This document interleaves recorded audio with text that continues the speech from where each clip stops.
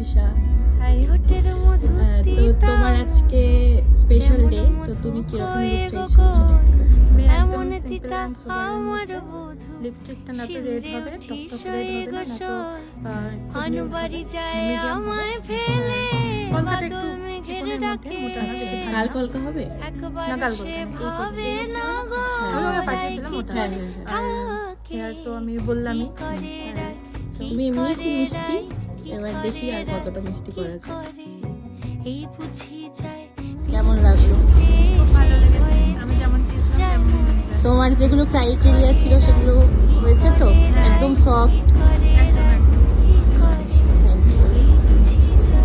আইটা ক্লোজ করো। সেই ভয়েতে যায় মরে।